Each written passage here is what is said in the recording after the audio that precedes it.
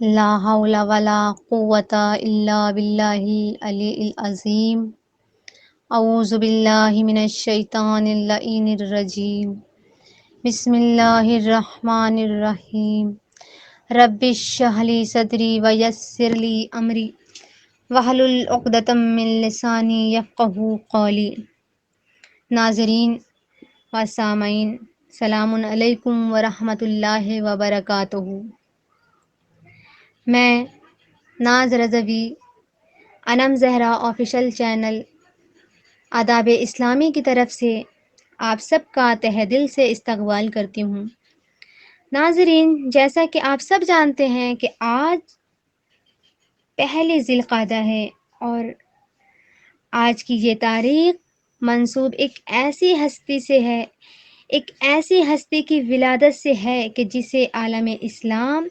معصومہ قم سلام اللہ علیہا کے نام سے جانتے ہیں۔ تو آئیے ہم سب سے پہلے ان کے حقیقی وارث، وقت کے امام زمانہ اجل اللہ تعالی فرجہ کی بارگاہ میں ولادت باسعادت کی مبارکباد پیش کرتے ہیں، اور آپ تمام ناظرین کی خدمت میں ولادت باسعادت بی بی معصومہ قم کی مبارکباد پیش کرتی ہوں۔ ناظرین، بی بی معصومہ قم اس ذات کا نام ہے، اس ذات کو کہتے ہیں کہ جو اہل بیت اطہار کے گھرانے کی وہ ذات ہے، وہ شخصیت ہے کہ جس کو کریمہ اہل بیت کہا جاتا ہے۔ اور بی بی معصومہ قم، جن کے بارے میں ہم سب جانتے ہیں کہ جب ذی القعدہ کا مہینہ آتا ہے، پہلی ذی القعدہ آتی ہے تو اپنے ساتھ خوشخبری لے کر آتی ہے کہ اس مہینے میں اہل بیت اطہار کی اس ہستی کی آمد ہے کہ جو مریم اہل بیت بھی ہے اور مریم آل مصطفیٰ بھی ہے، اور ایسی کرامت کہ ان کے جتنے فضائل بیان کیے جائیں کم ہیں۔ ہم جب ہسٹری اٹھا کر دیکھتے ہیں، تاریخ کا مطالعہ کرتے ہیں، تو مختلف ادوار میں آیت اللہ مختلف مراجع نے جو ان کے فضائل اور کرامات بیان کیے ہیں، انشاءاللہ آج میں ان کے کچھ فضائل اور کرامت کا ذکر کروں گی، مگر ایک تذکرہ جو بازبانی امام معصوم امام جعفر صادق علیہ السلام سے ملتا ہے، اور اس سے بڑھ کر کیا ہوگا کہ امام جعفر صادق علیہ السلام اپنی اس آنے والی پوتی کے بارے میں فرماتے ہیں کہ ایک وقت آئے گا کہ جب میرا ایک بیٹا پیدا ہوگا اور اس سے ایک ایسی بیٹی ہوگی، اس کے ایسے فضائل و مناقب ہوں گے، وہ میری پوتی کہ جب دنیا میں آئے گی تو میرے شیعوں کے لیے، میرے مومنین کے لیے شفاعت کا باعث ہوگی۔ کیا کہنا اس ہستی کا کہ جس کے بارے میں خود امام رضا علیہ السلام فرماتے ہیں کہ جس نے بی بی معصومہ قم کی زیارت کی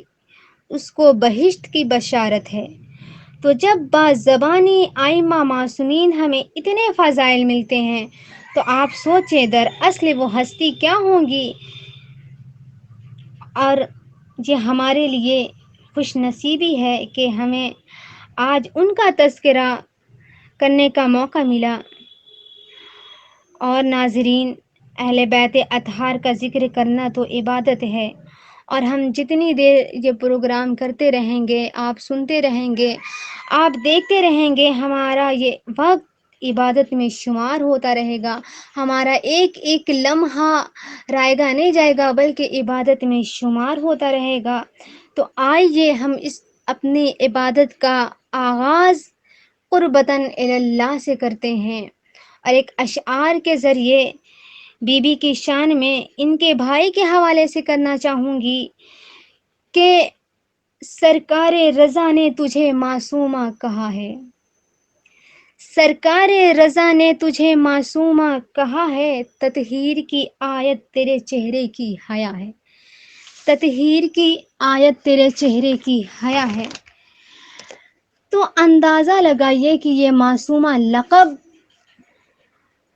خود ہم نے نہیں دیا، کسی اور نے نہیں، بلکہ خود امام ہشتم نے دیا ہے، کہ جو خود معصوم ہے، اور جس نے یہ بھی فرمایا ہے کہ جس نے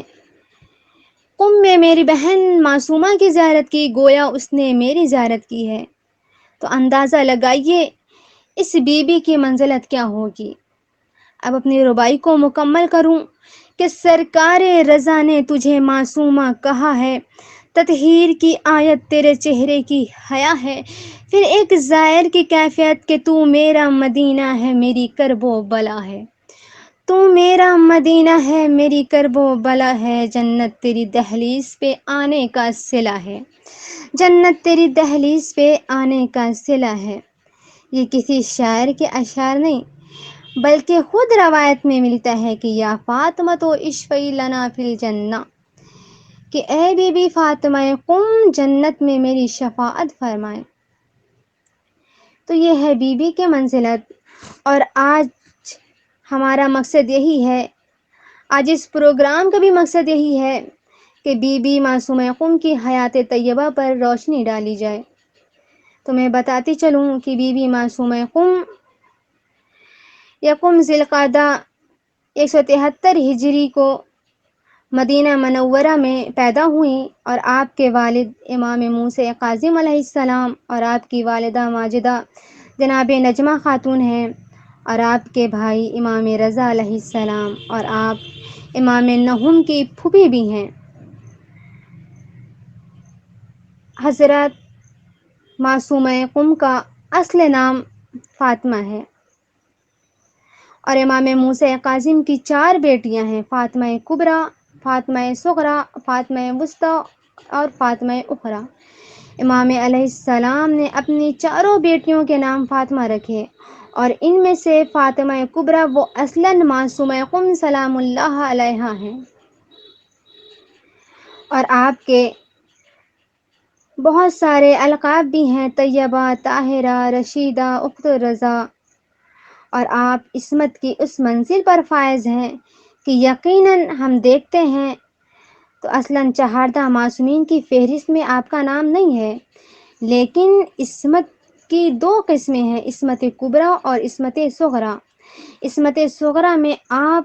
معصومہ قم آپ علمی منزلت پہ بھی بہت زیادہ بالا تھیں۔ بی بی معصومہ قم ایسے گھر میں تربیت پائی جو گھر علم و حکمت کا سرچشمہ ہے، اور بی بی معصومہ اپنے پدر بزرگوار اور اپنے برادر عزیز کے ساتھ رہ کر علم و حکمت کے عظیم مقام پر فائز تھیں۔ آپ اپنے بابا کی غیر موجودگی میں آنے والے درپیش سوالوں کا جواب بھی دیا کرتی تھیں، اور منقول ہے کہ ایک مرتبہ شیعوں کا کارواں امام موسیٰ کاظم علیہ السلام کے پاس آتا ہے اپنے مسائل کو لے کر، لیکن انہیں پتہ چلتا ہے کہ امام سفر پہ گئے ہوئے ہیں، اور وہ بہت زیادہ رنجیدہ ہو جاتے ہیں، لیکن بی بی معصومہ فرماتی ہیں تم مجھے اپنے سوالوں کو دو، میں ان کے جوابات تحریر کروں گی، اور وہ اپنے سوال کو بی بی کی خدمت میں رکھتے ہیں، اور بی بی معصومہ قم ان تمام سوالات کے جوابات تحریر کر دیتی ہیں، اور وہ جوابوں کو لے کر مطمئن ہو جاتے ہیں اور اپنے گھروں کو واپس لوٹ جاتے ہیں۔ راستے میں ان کی ملاقات امام موسیٰ کاظم علیہ السلام سے ہوتی ہے، اور وہ امام کو سارا واقعہ بیان کرتے ہیں، اور اس کے بعد فرماتے ہیں امام یہ جواب نامہ ہے۔ جب امام نے جواب نامہ کو دیکھا تو مسکراتے ہیں، اور مسکرا کر فرماتے ہیں فداہا ابوہا، کہ آپ کا باپ آپ پر فدا ہو جائے۔ اس بی بی کی اتنی منزلت ہے، اس بی بی کے اتنے فضائل ہیں کہ اگر کوئی چاہتا ہے کہ جناب فاطمہ زہرا سلام اللہ علیہا کی زیارت کرے تو ان کی قبر کی جلوہ گاہ آپ کی قبر کو قرار دیا گیا ہے۔ اور کس قدر شباہت بی بی فاطمہ زہرا اور معصومہ قم میں ہے کہ باقاعدہ علماء نے پورا آرٹیکل اس پر لکھا ہے کہ انسان حضرت فاطمہ زہرا کی شفاعت کا طلبگار ہے، کہ ان کی شفاعت نصیب ہوگی، ان کی شفاعت ہمیں حاصل ہوگی، اسی طرح سے چھٹے امام جعفر صادق علیہ السلام کا بھی ایک جملہ ہے سفینۃ البحار میں کہ معصومہ قم کی شفاعت سے ہمارے سارے شیعہ جنت میں داخل ہوں گے۔ اور ناظرین، آپ نے دیکھا ہوگا کہ جو حرم مقدس بی بی معصومہ قم میں گئے ہوں گے، جنہیں زیارت کا شرف حاصل ہوا ہے، انہوں نے دیکھا ہوگا کہ حرم کی جو زری ہے اس پر یہ جملہ لکھا ہوا نظر آتا ہے، یا فاطمہ تو اشفعی لنا فی الجنہ، اے فاطمہ معصومہ قم، خدا کی بارگاہ میں ہمیں جنت کی شفاعت کے یہ سفارش کرا دیجیے۔ اور جگہ جگہ آپ کا یہ جملہ لکھا ہوا نظر آئے گا، جگہ جگہ آپ کو یہ جملہ لکھا ہوا نظر آئے گا، کیونکہ اور آگے بھی زیارت کا جملہ کیا ہے کہ ہم ان سے کیوں سفارش مانگتے ہیں، کیوں ہم ان سے شفاعت کی دعا مانگتے ہیں، شفاعت کی بھیک مانگتے ہیں۔ آگے زیارت میں کیا لکھا ہے جملہ، فَإِنَّ لَكَ عِندَ اللَّهِ شَآنًا مِنَ الشَّان، کیونکہ آپ کی قدر و منزلت خدا کی بارگاہ میں بہت زیادہ ہے، محضر خدا میں آپ کا ایک عجیب شان و منزلت ہے، اس وجہ سے ہم آپ سے بھیک مانگتے ہیں کہ آپ ہماری شفاعت کر دیجیے۔ تو ناظرین، بی بی معصومہ قم اور جناب فاطمہ میں بہت زیادہ شباہت ہے کہ حضرت فاطمہ زہرا بھی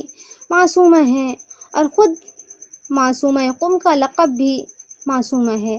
حضرت فاطمہ زہرا کے القاب میں طاہرہ ہے، محدثہ بھی ہے، معصومہ بھی ہے، اسی طرح سے معصومہ قم کے القاب بھی طاہرہ بھی ہے، محدثہ بھی ہے، معصومہ بھی ہے، اور کم عمری میں شہادت بھی آپ نے پائی۔ روایتوں میں ملتا ہے کہ 25 سال، اور بعض روایتوں میں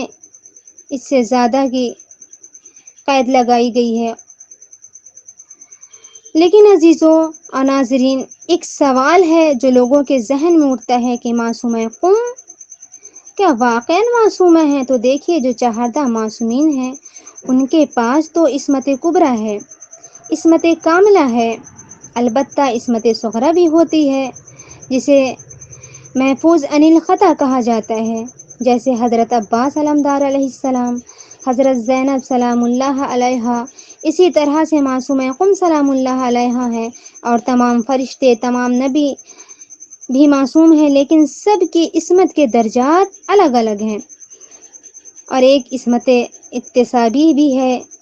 وہ عصمت کے جو خود محنت کر کے، ریاضیات کر کے، مجاہدات کر کے حاصل کی جاتی ہے۔ جیسے کہ کسی نے آیت اللہ بہجت سے ایک دفعہ پوچھا تھا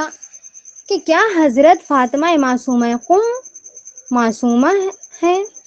کیا واقعی آپ معصومہ ہیں؟ تو آیت اللہ بہجت نے کہا تھا کہ تم ان کی عصمت کا پوچھ رہے ہو